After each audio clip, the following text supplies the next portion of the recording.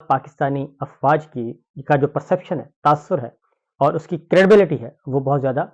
Question ہو رہی ہے، اور پاکستان کے عوام میں پاکستان کی فوج کے بارے میں، فوجی قیادت کے بارے میں بہت زیادہ منفی اثر جا رہا ہے، جو کہ اچھی بات نہیں ہے۔ اور بجائے اس کے کہ اس کو ٹھیک کرنے کی کوشش کی جائے، اس کو ٹھیک کیا جائے، اس کو ٹھیک نہیں کیا جا رہا، بلکہ حکومت کو کہا جا رہا ہے کہ مزید سخت قانون سازی کریں، مزید قانون سازی کریں، مزید قانون سازی کریں، اور اس کے بجائے یہ کہا جا رہا ہے اور یہ کیا جا رہا ہے کہ مقدمات پہ مقدمات قائم کیے جا رہے ہیں، گرفتار کیا جا رہا ہے لوگوں کو، اور آئی ڈی کارڈ، شناختی کارڈ دیکھ کر لوگوں کو گرفتار کیا جا رہا ہے۔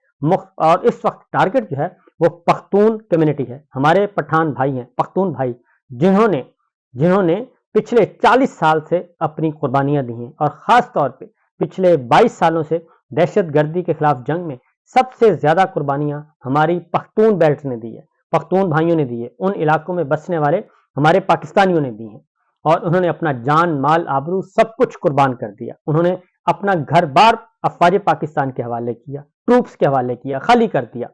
اور ان کی خدمت کی، لیکن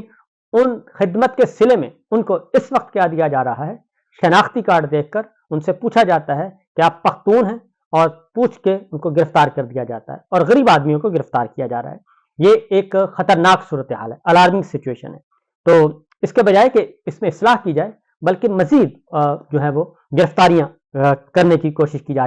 رہی ہیں بلکہ۔ تو کچھ خبریں آپ کے ساتھ شیئر کرتے ہیں تاکہ آپ کو اندازہ ہو سکے۔ عمران خان صاحب، اس سارے معاملے میں عمران خان صاحب ڈٹے ہوئے ہیں، اور وہ کسی قسم کا کوئی پریشر نہیں لے رہے،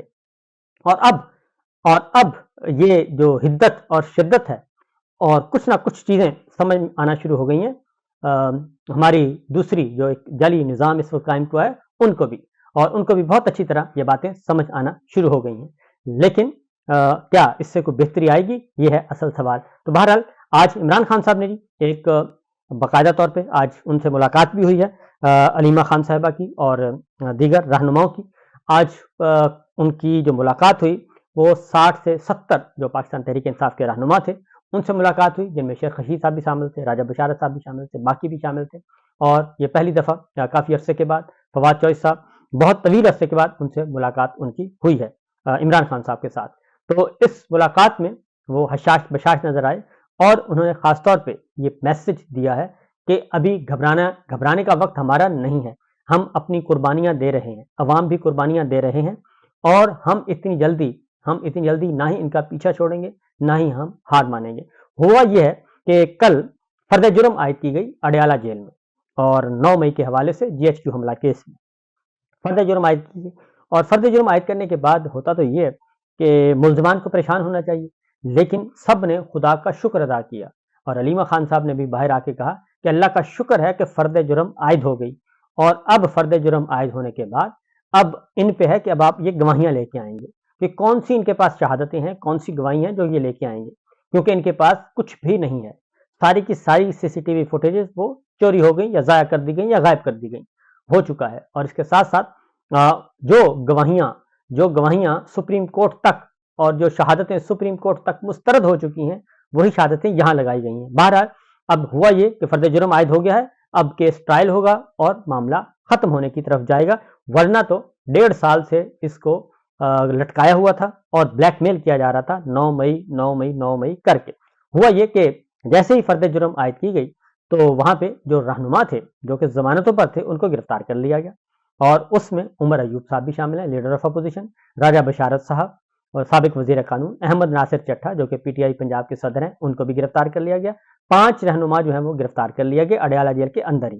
اور ان کو سارا دن اڈیالہ جیل کی جو پولیس چوکی ہے وہاں بٹھائے رکھا، اور اس کے بعد جب انسداد دہشت گردی کی عدالت کے جج کے سامنے رجوع کیا گیا، ڈاکٹر بابر اعوان صاحب نے جا کے بتایا کہ جناب یہ سب کے سب ضمانتوں پر رہا ہیں، اور ان کو راہداری ضمانتیں ملی ہوئی ہیں 3 4 ہفتے کی، اور ہائی کورٹ کے آرڈر دکھائے، لیکن ان کو جیسے ہی وہ جیل سے نکلے ان کو گرفتار کر لیا گیا، اور گرفتار کر کے ان کو مختلف اضلاع میں پہنچا دیا گیا۔ یہ سب کچھ ہوا، اور اس میں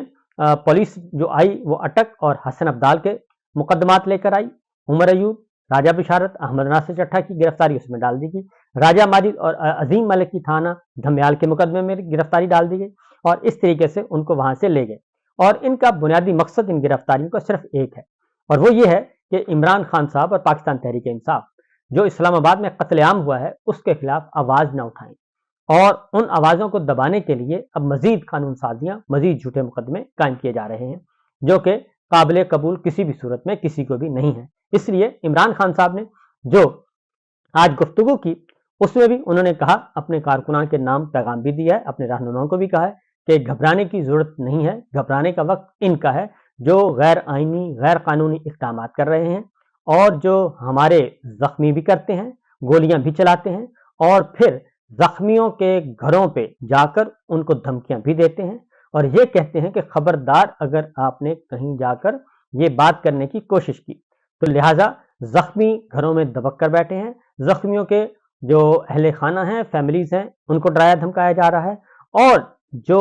ڈیڈ باڈیز ہیں وہ لاپتہ کر دی گئی ہیں یا منظر عام پہ نہیں آ رہی اور وہ بھی نہیں دی جا رہی، اور خاموشی سے جن کو دی جا رہی ہیں ان کو یہ کہا جا رہا ہے خبردار اگر آپ نے یہ کہا کہ یہ اسلام آباد میں اس کی ڈیتھ ہوئی ہے یا یہ فائرنگ سے مارا گیا ہے، آپ یہ ڈیڈ باڈی لیں اور اس کو خاموشی سے دفنائیں اور جو بھی کرنا ہے کریں۔ یہ اس حد تک جو ہے وہ فستائیت مسلط ہے، اور یہ کوئی ماشاء اللہ نہیں ہے، یہ ماشاء اللہ پلس سے بھی آگے کی چیز ہے۔ اس کو بربریت کہتے ہیں، اس کو ڈکٹیٹرشپ کہتے ہیں، اور اس کو یزیدیت اور شمریت کا نام تو دیا جا سکتا ہے، ادروائز کچھ نہیں۔ تو بہرحال اس ساری صورتحال میں عمران خان صاحب نے آج ایک اور اسٹیٹمنٹ بھی دی ہے اور آئندہ کا لاہ عمل بھی دیا ہے، انہوں نے الٹیمیٹم بھی دے دیا ہے۔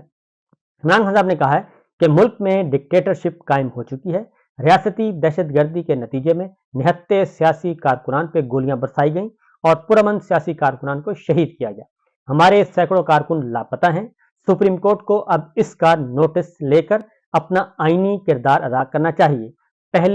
ہم پہلے بھی انسانی حقوق کی سنگین خلاف ورزیوں پر supreme court, Lahore high court اور اسلام آباد ہائی کورٹ کا دروازہ کھٹکھٹا چکے ہیں، لیکن عدالتوں کی جانب سے کوئی ایکشن نہیں لیا گیا اور ہمارا ملک اس نہج پر پہنچ گیا ہے کہ اب قتل عام ہونا شروع ہو گیا ہے۔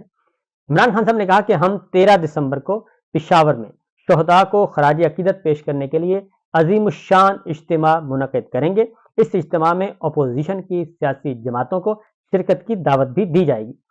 عمران خان صاحب نے دو نکات پیش کیے ہیں، انہوں نے کہا کہ یہ 2 نکاتی ایجنڈا ہے، ان 2 نکات پہ مذاکرات ہوں گے، 5 رکنی کمیٹی انہوں نے تشکیل دے دی ہے، اور جو 2 نکات ہیں انہوں نے کہا کہ یہ مذاکراتی کمیٹی اس پہ بات کرے گی۔ ایک ہے انڈر ٹرائل سیاسی قیدیوں کی رہائی، جتنے بھی جیلوں میں قیدی ہیں ان کو رہا کیا جائے۔ نمبر 2، 9 مئی اور 26 مئی کے واقعات کی شفاف تحقیقات کے لیے جوڈیشل کمیشن کا قیام۔ عمران خان صاحب نے جو کمیٹی تشکیل دی ہے اس میں عمر ایوب ہیں، علی امین گنڈا پور ہیں، صاحبزادہ حامد رضا ہیں، سلمان اکرم راجہ ہیں اور اسد کیسر صاحب ہیں، اور انہوں نے کہا کہ اسٹیک ہولڈرز سے یہ مذاکرات کرے گی۔ اگر ان 2 مطالبات کو نہ مانا گیا تو 14 دسمبر سے سول نافرمانی کی تحریک شروع کی جائے گی۔ اس تحریک کے نتائج کی ذمہ داری حکومت پر ہوگی۔ سول نافرمانی کے نتیجے میں بیرون ملک مقیم پاکستانیوں سے اپیل کریں گے کہ وہ ترسیلات زر ریمیٹنسز کو محدود کریں اور بائیکاٹ مہم چلائیں۔ اس تحریک کے دوسرے مرحلے میں اس سے آگے بھی جائیں گے۔ دوسری جانب جو ایک کمپین چل رہی ہے کہ فوجی مصنوعات کا بائیکاٹ کیا جائے، اس کمپین نے، اس مہم نے بہت زیادہ متاثر کیا ہے، اور اس کا تذکرہ جو ہے وہ فارمیشن کمانڈرز میں بھی ہوا، اور اب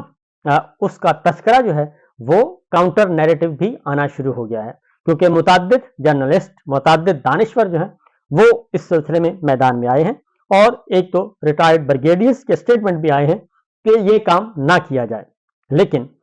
صورتحال یہ ہے کہ جو کمپین چلی وہ لگتا یہی ہے کہ اس کا اثر بہت زیادہ لیا گیا ہے، جس کی وجہ سے فارمیشن کمانڈرز میں یہ بات کی گئی ہے کہ فوج اور عوام کے درمیان یہ خلیج بڑھتی جا رہی ہے اور اس خلیج کو بڑھنا نہیں چاہیے، لہٰذا بہتر ہوگا کہ جتنی جلدی ممکن ہو سکے اس جعلی نظام اور اس جعلی رجیم سے اپنے آپ کو دور کیا جائے اور انڈیپینڈنٹلی، پروفیشنلی اپنا کام کیا جائے اور سیاست سے دوری اختیار کی جائے۔ لیکن جو اس میں ہمارے پاس اطلاعات ہیں، صاحب جو ہیں بڑے آرمی چیف، وہ کچھ ابھی تک فوری طور پہ کوئی آمادہ نظر نہیں آئے، بہرحال آج ایک اور خبر بھی آپ کے سامنے شیئر کرتے ہیں، اور وہ خبر ہے جناب کہ آزاد کشمیر کے 10 اضلاع اور 35 تحصیلوں میں آج جو پچھلا دن گزرا ہے 5 دسمبر مکمل لاک ڈاؤن تھا، اور مکمل شٹر ڈاؤن تھا، اور اس کا فیصلہ جوائنٹ ایکشن عوامی کمیٹی نے کیا تھا۔ یہ کشمیر کے عوام کر رہے ہیں، اور یہ مقبوضہ کشمیر نہیں، یہ آزاد کشمیر ہے۔ اور دوسری جانب گلگت بلتستان میں بھی ایسی ہی صورتحال آ سکتی ہے، کیونکہ وہاں پہ بھی احساس محرومی بڑھ چکا ہے۔ آزاد کشمیر میں بھی یہ کبھی نہیں ہوا، لیکن یہ اس دفعہ ہو رہا ہے، اور اس سے پہلے بھی ایک دفعہ انریسٹ ہو چکا ہے۔ اور جوائنٹ ایکشن کمیٹی نے یہ کہا ہے کہ یہ غیر معینہ مدت تک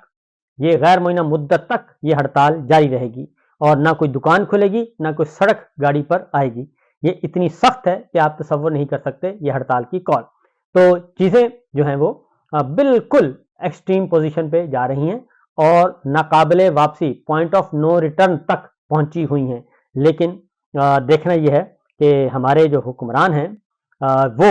اس سے کوئی ہوش کے ناخن لیتے ہیں یا نہیں لیتے، یا پھر طاقت کی زبان سے ہی وہ بات کریں گے، اور طاقت جو ہے وہ بہت زیادہ دیر تک کام نہیں آتی۔